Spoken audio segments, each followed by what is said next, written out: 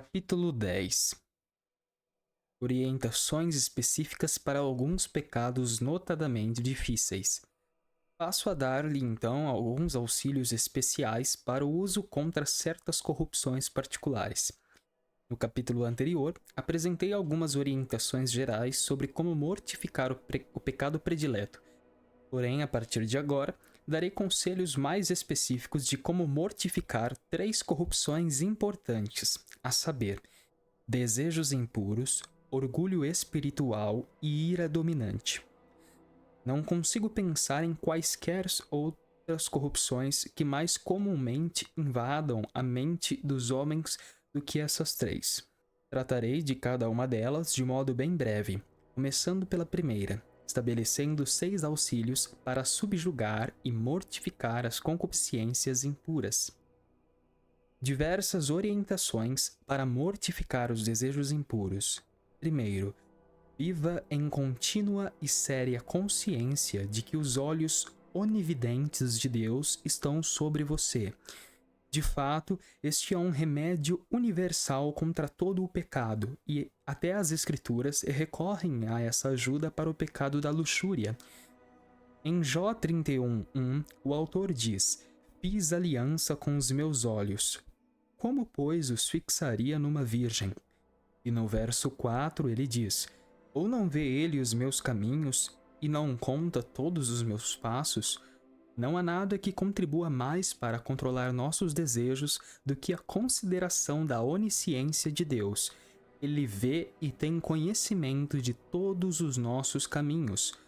Ouvi a história de uma donzela que foi ardentemente convidada por um jovem à impureza sexual, e ela lhe respondeu que se ele pudesse levá-la a um lugar onde nenhum olho pudesse vê-los, ela se renderia a seus desejos. Então o jovem a levou de um quarto para o outro, e quando estavam em um lugar muito secreto e retirado, ele achou que teria o que desejava. "Ah, mas os olhos de Deus ainda estão sobre nós. Ele nos vê e observa tudo o que fazemos", disse ela. E baseados nessa mesma consideração, permaneceram puros daquele momento em diante. Segundo, coloque uma barreira especial e proteja seus sentidos externos. O apóstolo Pedro fala de alguns que tinham olhos cheios de adultério, que não cessavam de pecar. Segundo Pedro 2,14. Portanto, você deve vigiar seus olhos. Tome cuidado com coisas obscenas e lascivas, porque são uma janela que permite entrar no coração um mundo de luxúria. Se quiser arrancar e purificar-se das concupiscências carnais, um método bastante eficaz é pôr guarda sobre os olhos, para que eles não contemplem a vaidade, assim como Jó disse: "Fiz aliança com os meus olhos." Jó 31:1. Você não controlará as concupiscências carnais se não evitar olhares maliciosos. Por isso, em Gênesis 20:16, lemos que Abimeleque, ao devolver a Abraão sua esposa Sara, disse a ela: "Vês que tenho dado ao teu irmão 1000 moedas de prata. Eis que ele te seja por véu dos olhos para com todos os que contigo estão, e até para com todos os outros." Foi uma repreensão a ela de que uma esposa não deve olhar de maneira lasciva para alguém, exceto para o marido. Ele deve ser a cobertura de seus olhos para todos os que estão com ela. Terceiro, coma e beba com moderação. Existem alguns tipos de comida, na verdade o excesso em qualquer tipo de alimento, que nos provocam a luxúria. Em 2 Pedro 2:13 e 14, o apóstolo Pedro descreve os homens iníquos como tendo os olhos cheios de adultério, mesmo quando se banqueteiam convosco. Além disso, esta é a razão da expressão de Paulo em 1 Coríntios 9:26 e 27, onde diz: "Pois eu assim corro, não como a coisa incerta, assim combato, não como batendo no ar. Antes, subjugo o meu corpo e o reduzo à servidão."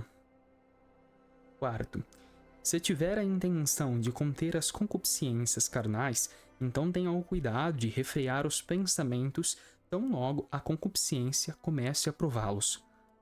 Quando um homem permite que os pensamentos se alojem no coração, contemplando-os com comodismo, a possibilidade de que acabem por levar à prática é imensa. É uma provocação enorme à impureza sexual que um homem acalente fantasias eróticas no coração, ou permita que seus pensamentos detenham-se em algum objeto lascivo, como escrito em Ezequiel 23:19. Todavia, ela multiplicou as suas prostituições, lembrando-se dos dias da sua mocidade, em que se prostituíra na terra do Egito. Restringir e refrear nossos pensamentos é de grande ajuda para a mortificação deste pecado. Fiz um pacto com os meus olhos, diz Jó. Ele não diz, por que, pois, eu olharia para uma serva? Mas, por que, pois, eu pensaria numa serva? Jó 31:1. Quinto, caso queira mortificar e subjugar as concupiscências carnais, considere que há um mal muito mais real no pecado da impureza do que a alegria que ele aparenta. Em Provérbios 7:15-17, texto no qual a prostituta insiste em persuadir e seduzir um jovem a se prostituir com ela, se diz: por isto, saí ao teu encontro a buscar diligentemente a tua face, e te achei. Já cobri a minha cama com cobertas de tapeçaria, com obras lavradas, com linho fino do Egito. Já perfumei o meu leito com mirra, aloés e canela. Um teólogo observa que ela une duas coisas amargas a uma doce. Já perfumei o meu leito com mirra, aloés e canela. Bem, a canela é a única que é doce. As outras duas são muito amargas. E isso nos sugere que há 2 vezes mais sofrimento e maldade reais no pecado da imoralidade sexual do que há de aparente alegria e deleite nele. A mirra e aloés, 2 coisas amargas para uma doce, mais maldade real e amarga do que o benefício aparente. Sexto, avalie séria e frequentemente os males que acompanham e estão associados ao pecado da impureza sexual. Primeiro, há roubo neste pecado, já que você assalta um corpo que não é seu, tal como é dito em João 8:4. Mestre, esta mulher foi apanhada no próprio ato adulterando. Contudo, no original ela foi pega no próprio roubo, indicando que o adultério é igualado ao roubo. E em Provérbios 9:17-18, cometer adultério com uma mulher é chamado de águas roubadas. As águas roubadas são doces, e o pão comido às ocultas é agradável. Sem dúvida, isso diz respeito a uma prostituta. E segue, mas ele não sabe que ali estão os mortos, que os seus convidados estão nas profundezas do Seol. B. Também traz infâmia e desonra a um homem. Provérbios 6:32 e 33 afirma: assim, o que adultera com uma mulher é falto de entendimento. Aquele que faz isso destrói a sua alma, achará castigo e vilipêndio, e o seu opróbrio nunca se apagará. C.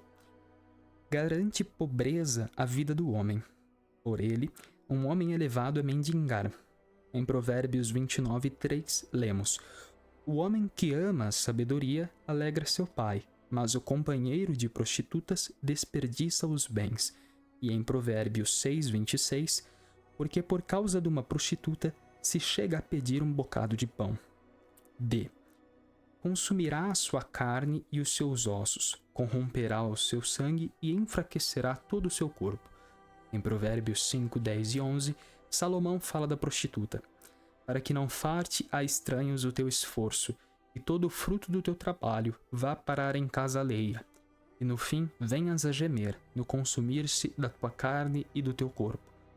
E faz de um homem um verdadeiro depósito para uma grande variedade de doenças. F. Traz estupidez ao coração. Um homem sexualmente impuro é um pecador tolo e carente de entendimento. A prostituição e o vinho e o mosto tiram o entendimento. Oséias 4:11. Assim, finalizo os auxílios contra este primeiro pecado, o de desejos impuros. Várias ajudas para mortificar o orgulho espiritual. Bom, diz outro homem, eu seria feliz se não tivesse pecado a temer, exceto os desejos impuros. Mas o Senhor tenha misericórdia de mim. pois eu estou incomodado com o orgulho espiritual. Não posso realizar nenhum ato bondoso ou cumprir qualquer dever sem ficar cheio de orgulho espiritual. Resposta: eu lhe darei 4 auxílios contra este pecado. Primeiro, se quiser subjugar o orgulho espiritual, considere que até os melhores de nós têm muito mais razões para aviltamento e humilhação do que para se orgulhar, pois mesmo os melhores de nós têm mais pecado do que graça. Tal como há mais seixos do que diamantes na pedreira, e mais espinhos do que rosas no arbusto. Da mesma forma, há mais pecado em qualquer coração nosso do que graça. Por que então qualquer um de nós deveria se orgulhar? Embora você possa ter muitas coisas boas em si mesmo, ainda assim tem uma natureza muito má, contaminada e pecaminosa. Segundo, viva em permanente e séria reflexão de que todos os dons e talentos que você tem, dos quais tanto se orgulha, sem exceção, foram-lhe concedidos como um presente, como mera dádiva de Deus. Ora, se todos os dons que você tem lhe foram entregues pela generosidade de Deus, então por que deveria ser uma pessoa orgulhosa? Acha adequado um mendigo se orgulhar das roupas que outro homem lhe deu? O mesmo vale para você. Tudo que tem, todas as coisas são meras dádivas, dons e atos de graça e misericórdia concedidos por Deus, assim como o apóstolo fala em 1 Coríntios 4:7. Porque quem te faz diferente? E que tens tu que não tenhas recebido? Este pensamento deve humilhar-nos. Terceiro, se desejar subjugar seu orgulho espiritual, lembre-se de que, de todas as coisas no mundo, o orgulho é precisamente a que mais enfraquece e impede os seus dons. Em Tiago 4:6, lemos que, antes, ele dá maior graça. Portanto diz, Deus resiste aos soberbos, mas dá graça aos humildes. O Senhor luta contra o homem orgulhoso como um guerreiro na batalha. Dá graça a um coração humilde, porém não ao coração orgulhoso. Portanto, tome cuidado para não se exaltar no espírito, e se o fizer, será um grande controle para o seu orgulho considerar que ele sufoca e reprime a graça em sua alma. Assim como os vales mais baixos são os mais frutíferos, os cristãos mais humildes são os que mais dão frutos em graça. Além disso, os filósofos afirmam claramente porque o mal desse pecado se eleva acima de todos os demais, pelo fato de outros vícios fazerem oposição somente às virtudes que lhes são contrárias. Contudo, o orgulho luta contra todas as virtudes e graças. É fácil ver como outros vícios se opõem às virtudes que lhe correspondem. O medo se opõe à esperança, a tristeza espanta a alegria, a cobiça anula a generosidade, e etc. Mas o orgulho é um pecado que assola toda virtude e qualquer graça. Quarto, uma grande ajuda para subjugar e mortificar o orgulho em seu coração é refletir sobre a grande desproporção que existe entre você e Deus, entre você e os outros e entre você e você mesmo. Há um abismo entre você e Deus. Ele o excede infinitamente. Ele é como o sol glorioso, e você como um torrão de terra. Ele é o justo juiz do céu e da terra. Você, o relés pó e cinza do pecado. B. Há um enorme desequilíbrio entre você e os outros. Existem muitas pessoas que tiveram pouco tempo e desfrutaram de menos meios de graça do que você. Contudo, são muito mais competentes na escola de Cristo. A séria meditação nisso deve minar e inibir seu orgulho. C. Existe uma grande disparidade entre você e você mesmo. Sente-se orgulho dos dons que tem agora, mas, ó homem, considere o que você era em Adão antes da queda. Você está muito aquém dos dons e habilidades que existiam nele. Observe também a desproporção entre quem você é agora e quem era no início de sua conversão. Talvez fosse um homem cheio de graça, fervoroso na oração, cheio de afeição e zeloso por Deus também. Mas agora o zelo esfriou, é sem vida e formalista em seus deveres. E perdeu muitas das graças que exercia anteriormente. Você se parece com certa tribo de pagãos sobre a qual li. No primeiro ano, eles ofereceram ouro a seus deuses. No ano seguinte, ofertaram prata. e no terceiro, nada. No início, você também era frutífero na graça, mas depois começou a enfraquecer e se deteriorar. E agora é o pior de todos, embora mais orgulhoso do que nunca. Se você meditar sempre nessas ponderações, creio que serão poderosamente eficazes para subjugar qualquer orgulho que habite o seu coração. Várias ajudas para mortificar a ira reinante. Chego agora no terceiro pecado, a ira reinante. Ó, diz outro homem, nenhum dos dois pecados mencionados anteriormente me incomoda tanto. Contudo, infelizmente eu sou um homem de índole teimosa e imprudente, e estou sujeito a acessos de raiva. Logo, ficaria feliz de saber como subjugar e mortificar esse pecado em mim. Resposta: apresentarei 6 recursos que o ajudarão a refrear as paixões quando algum insulto ou injúria provocar-lhe a ira. Primeiro, leve em conta que deu a Deus uma razão muito maior para estar irado com você do que qualquer homem alguma vez lhe deu para irar-se contra ele.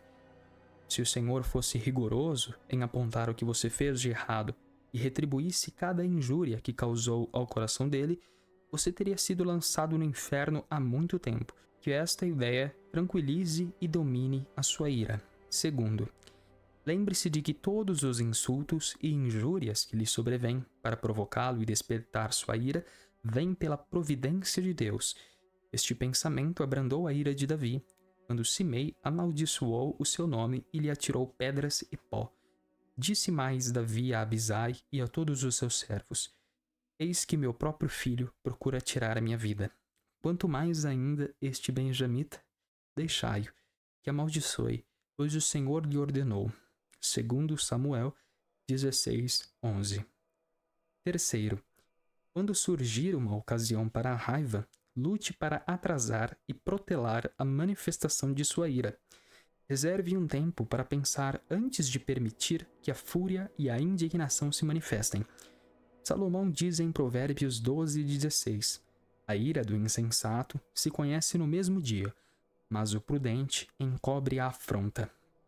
Um tolo não consegue abafar a ira, e logo se irrompe, mas um homem sábio encobre a afronta, pois é vergonhoso estar com raiva, e assim um homem sábio cobrirá e esconderá sua cólera.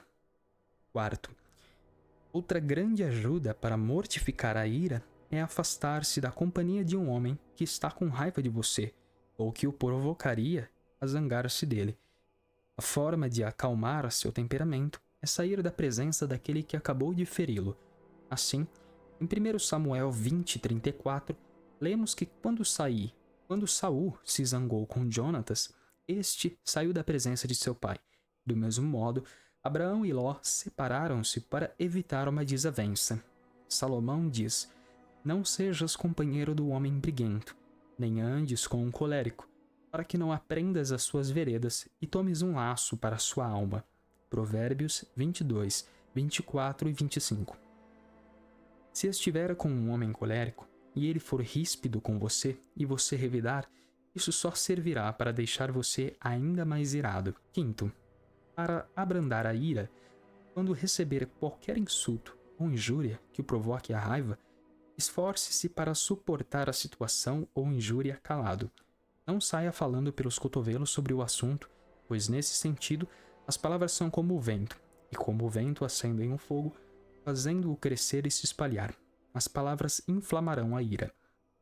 Em Provérbios 26:21 lemos: como o carvão para as brasas e a lenha para o fogo, assim é o homem contencioso para acender rixas. Uma infinidade de palavras provocará a cólera. Portanto, quando estiver com raiva, guarde-a e não fale uma palavra atrás da outra, respondendo afronta com afronta, pois isso só fomentaria sua ira. Sexto, para dissuadi-lo de dar vazão à ira, considere que esse pecado traz em seu ventre muitos outros pecados. Você pode cometer outros pecados isoladamente, mas quando dá vazão à ira, não pode evitar cometer muitos outros pecados com ela. Em Provérbios 29:22, Salomão diz: o homem irascível levanta contendas, e o furioso multiplica as transgressões.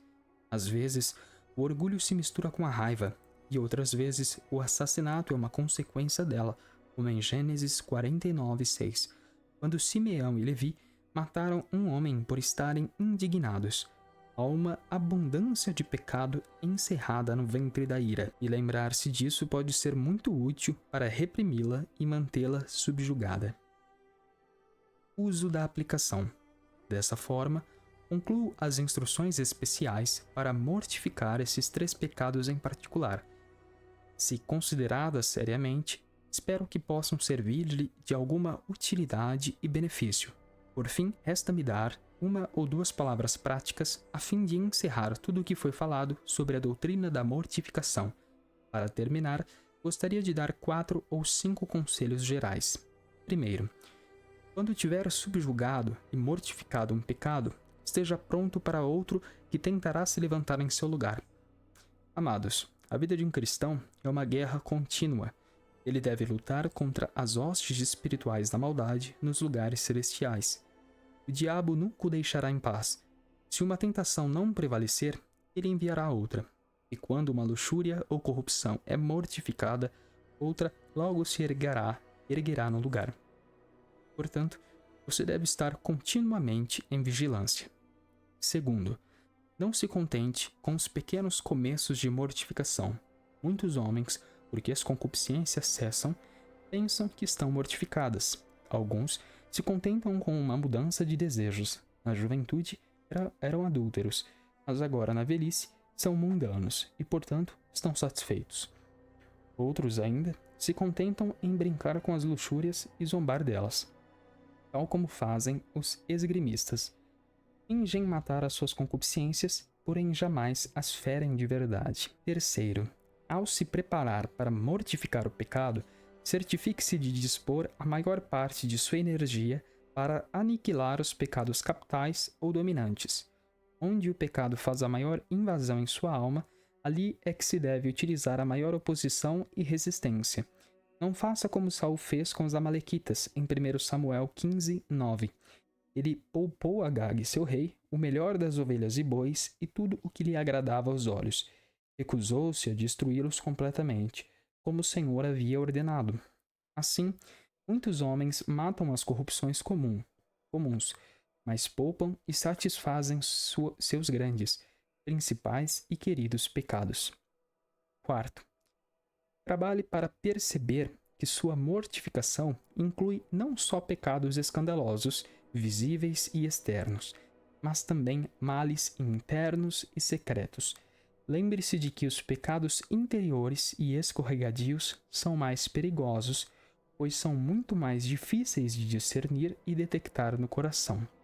Ah, meu amado, quando há uma infinidade de luxúria perambulando livremente em seu interior com a sua permissão, sem que você se esforce por dominá-las, subjugá-las e reprimi-las, você não está realizando nem metade do trabalho de mortificação. Quinto, e finalmente, ao mortificar as suas corrupções, leve a força de Cristo com você, pois não será capaz de fazer nada disso sem a ajuda dele. Portanto, implore por auxílio e assistência daquele que o capacita a fazer todas as coisas. E, se pelo Espírito mortificardes as obras da carne, vivereis. Apêndice: o homem sem Cristo. Um verdadeiro mapa do estado miserável do homem por natureza. Naquele tempo, estáveis sem Cristo. Efésios 2:12. Mostrarei a você as 8 características específicas de um homem sem Cristo. Todo homem sem Jesus Cristo é vil, escravo, mendigo, cego, deformado, desconsolado, morto, condenado. Essas são as oito características de um homem sem Jesus Cristo. Primeiro, todo homem sem Jesus Cristo é um homem vil. Embora tenha nascido do sangue de nobres e seja da descendência de príncipes, se você não tem o sangue régio de Jesus Cristo correndo em suas veias, você é um homem vil. Em Daniel 11:21, e Salmo 15:4, lemos sobre pessoas vis. Tal é todo homem sem Cristo. Ele não tem como ser diferente, porque é somente Cristo quem pode remover aquela baixeza na qual todos estão por natureza. Em Isaías 43:4, Deus diz: Visto que foste precioso aos meus olhos, também foste honrado. E em 1 Pedro 2:7, para vós os que credes. É Jesus Cristo quem coloca um diamante de honra e de glória sobre os homens. Eles são todos homens vis que estão fora de Jesus Cristo, e são vis em 3 aspectos. Têm uma origem vil, cometem ações vis, visa a objetivos vis. Todo homem que está fora de Cristo tem uma origem vil. Ele não tem sua origem no espírito, mas na carne. Ele não procede de Deus, que é o Pai das luzes, mas do diabo, que é o príncipe das trevas. Ele é vil, porque comete ações vis. Todas as ações e serviços de um homem sem Cristo, na melhor das hipóteses, não passam de trapos imundos e obras mortas. Em seu estado não convertido, o ser humano é um escravo e burro de carga do diabo, um obreiro da impiedade, ainda satisfazendo os desejos da carne e dos pensamentos, sendo entregue a afeições vis.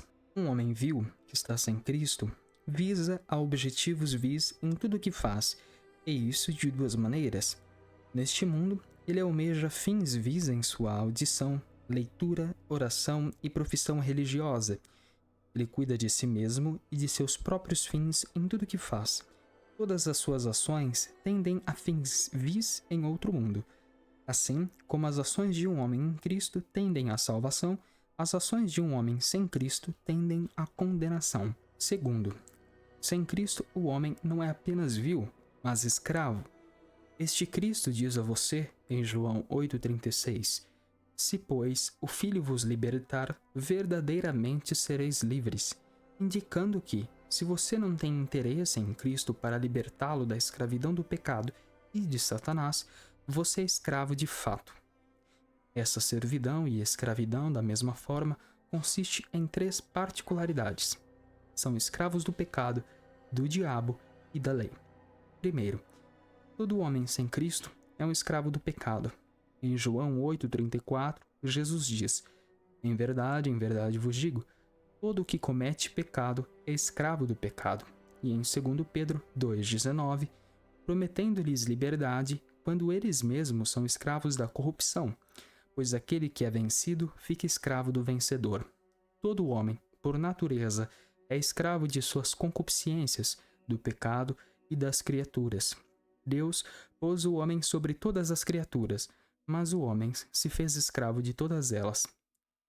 Segundo, ele não está apenas em cativeiro e escravidão ao pecado, mas também ao diabo.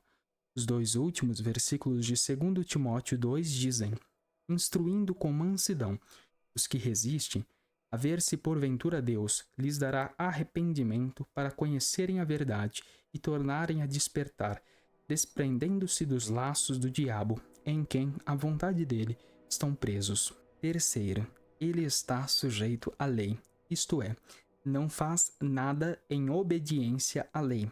Esta é a grande miséria de um homem sem Cristo. Ele é obrigado a guardar toda a lei de Deus. Há uma expressão muito estranha em Apocalipse 18:13. O apóstolo João diz ali que todos aqueles que adoraram a besta clamarão: ai de mim, pois a Babilônia caiu. E clamarão pelos escravos e pelas almas dos homens. Todos os homens ímpios são escravos do anticristo, do pecado e da lei. E esta é a grande miséria de um homem não regenerado. Terceiro, você não é apenas vil e escravo, mas, sem Jesus Cristo, é também mendigo, pois todos os tesouros da graça e misericórdia estão escondidos e guardados em Cristo, como um barril ou um depósito comum. Colossenses 2:3 diz: em quem todos os tesouros da sabedoria e do conhecimento estão ocultos. Se você está fora de Cristo, você não tem nada. Conforme afirma Apocalipse 3:17, como dizes, rico sou, e estou enriquecido, e de nada tenho falta. E não sabes que és um desgraçado e miserável e pobre e cego e nu. Você concordará que ele é um homem pobre e mendigo que carece dessas 4 coisas: comida para seu estômago, roupas para suas costas, dinheiro para sua bolsa e uma casa para colocar sua cabeça. Quem está fora de Cristo é um mendigo. Primeiro, esse mendigo é alguém que não tem comida para comer. Todos vocês que não têm interesse em Jesus Cristo são mendigos neste aspecto, porque não se alimentam desse pão da vida, nem bebem da água da vida, o Senhor Jesus Cristo, cuja carne é verdadeira comida e cujo sangue é verdadeira bebida, sem o que suas almas morrerão de fome. Segundo, esse mendigo é um pobre que não tem roupas para vestir. Assim também, todo homem fora de Cristo não é apenas pobre, mas nu. Apocalipse 3,17. Não sabias que eras pobre, miserável e cego e nu. Aquele que não está vestido com as longas vestes da justiça de Cristo é um homem nu e está exposto à ira e vingança do Deus Todo-Poderoso. Aqueles que estão vestidos com as vestes da justiça de Cristo têm um manto para cobrir sua nudez pecaminosa e vergonhosa. É dito que Jacó obteve a bênção de seu pai por estar vestido com as vestes de seu irmão mais velho. Assim, somos abençoados apenas por Deus, nosso Pai, quando estamos vestidos com as vestes de nosso irmão mais velho, Jesus Cristo. Terceiro, esse mendigo não tem dinheiro na bolsa. Embora a bolsa de vocês estejam cheias de ouro, se seus corações não estiverem cheios de graça, vocês são mendigos. A graça é a única verdadeira riqueza. Todas as riquezas duráveis estão ligadas a Cristo. Quarto, e por fim, esse mendigo não tem casa onde reclinar a cabeça, não tem onde se hospedar e cama para se deitar. Então, você que não tem interesse em Cristo, quando seus dias expirarem e a morte chegar, você não saberá o que fazer nem para onde ir. Não pode dizer com o homem piedoso que, quando a morte o levar daqui, será recebido nas habitações eternas. Não pode dizer que Cristo foi antes para preparar um lugar para você no céu. Então, esses 4 aspectos, você vê que um homem sem Cristo é alguém muito miserável, sem comida para o corpo, nem roupas para as costas, nem dinheiro para a carteira, nem casa onde pôr a cabeça, senão se for numa masmorra de escuridão com demônios e espíritos condenados. Quarto, outra característica de um homem sem Cristo é que ele é cego. Apocalipse 3,17. Não sabias que és um desgraçado e miserável e pobre e cego e nu. É por isso que os homens perversos, quando não regenerados, são chamados de trevas. Efésios 5:8. Porque no outro tempo erais trevas, mas agora sois luz no Senhor. Andai como filhos da luz.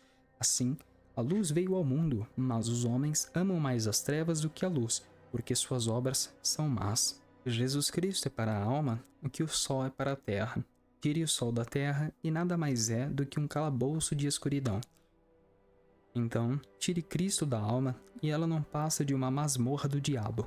Embora haja Cristo no mundo, se o coração está fechado e Jesus Cristo não está em você, o seu estado é de escuridão e cegueira. Quinto, todo homem sem Cristo é um homem desformado. Como você pode ler em Ezequiel 16, 3-14, assim diz o Senhor Deus a Jerusalém: a tua origem e o teu nascimento procedem da terra dos cananeus. Teu pai era amorreu e tua mãe Eteia. E então no versículo 6, e passando eu junto de ti, vi-te e a revolver-te no teu sangue, e disse-te: ainda que estejas no teu sangue, vive. Sim, disse-te: ainda que estejas no teu sangue, vive. Mas então, veja o versículo 7. Eu te fiz multiplicar como renovo do campo e crescente. Então no versículo 14, tua fama se espalhou entre os pagãos por causa da tua beleza, pois era perfeita pela minha beleza que eu pus sobre ti, diz o Senhor. Dando a entender que, antes de Cristo, olhar para uma alma, ela jaz em seu próprio sangue e é incapaz de ajudar a si mesma, mas se torna atraente por meio da beleza de Cristo que é lançada sobre ela. Se não tem Cristo, você não tem o seu melhor ornamento. Um homem sem Cristo é como um corpo cheio de feridas e manchas. É como uma casa escura, sem luz, e um corpo sem cabeça. É um homem deformado. Sexto, outra característica de um homem sem Cristo é que ele é um homem desconsolado. Cristo é a única fonte de conforto e a fonte de toda alegria e consolação. Tire Cristo da alma e é como se tirasse o sol do firmamento. Se um homem tem todas as bênçãos do mundo e carece de Cristo, ele carece daquilo que deveria suavizar todo o resto de seus desconfortos. Em Êxodo 15, 23 a 25, lemos sobre as águas de Mara. Elas eram tão amargas que ninguém podia beber delas. Mas então o Senhor mostrou a Moisés uma árvore que, quando lançada nas águas, tornou-as doces. Ora, Jesus Cristo é esta árvore. Ele adoça a amargura de qualquer aflição externa e pode fazer todas as suas tristezas desaparecerem. Não há nada no mundo que adoce mais o conforto e nos dê alegria na posse das coisas deste mundo do que ter interesse em Jesus Cristo. Amados, não é ter muitos bens em sua casa que os faz viver confortavelmente, mas ter Cristo no coração.